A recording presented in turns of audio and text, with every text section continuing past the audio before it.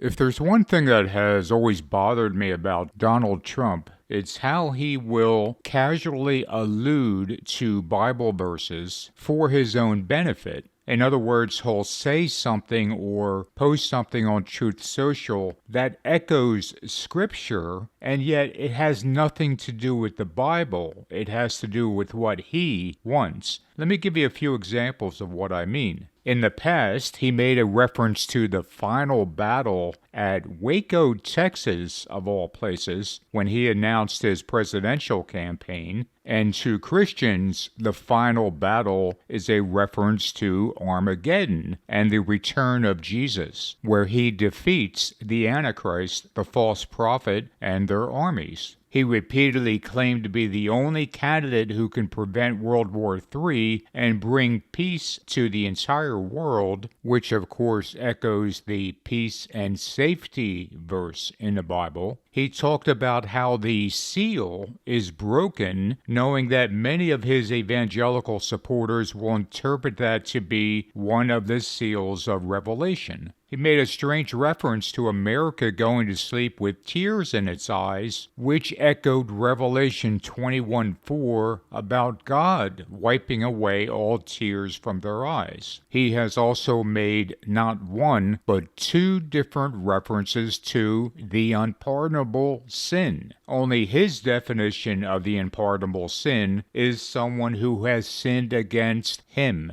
There is also another example of how Trump referenced having a small number of people around him, which echoed Daniel 11:23. Here's a short video of that.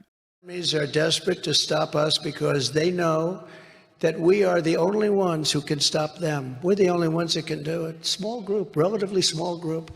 Today he was at it again with another subtle reference to the Bible. And here is his post on Truth Social. Now, I'm not going to read this entire rant of his, but take note of the last few sentences. There is no one in history that has gone through the trials, tribulations, and uncertainties such as I. And absolutely terrible, but also amazingly beautiful things can happen. And amazingly, this isn't the first time that Trump has referenced his own trials and tribulations. Back in 2023, he talked about the trials and tribulations of President Donald J. Trump, referring to himself in the third person, and this absolutely echoes Scripture, where we are told that we will endure tribulation in a couple of different places, such as John 16:33, where Jesus says, "These things I have spoken unto you, that in me ye might have peace. In the world ye have tribulation, but be of good cheer, I have overcome the world." In Romans 12:12, it says, "Rejoicing in hope, patient in tribulation, continuing instant in prayer." James 1:12 reads, "Blessed is the man that endures temptation, for when he is tried, he shall receive the crown of life, which the Lord hath promised to them that love him." And many translations render James 1:2 as, "Consider it pure joy, my brothers and sisters, whenever you face trials of many kinds." So when Trump references trials and tribulations, he is talking in biblical language. Now, you could argue whether he's doing that on purpose, or if he really knows any of the Bible.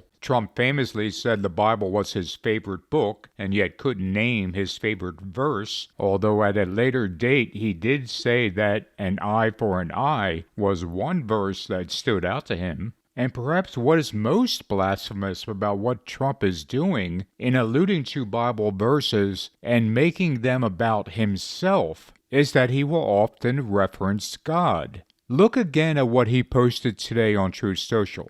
There is no one in history that has gone through the trials, tribulations, and uncertainties such as I. No one in history, not even Jesus Christ. He's making the trials and tribulations all about himself, above anyone else, and then he ends his post with the audacity to say, "God bless America." Because in the eyes of Donald Trump, the blessings of God can only come to us if Donald Trump gets his way.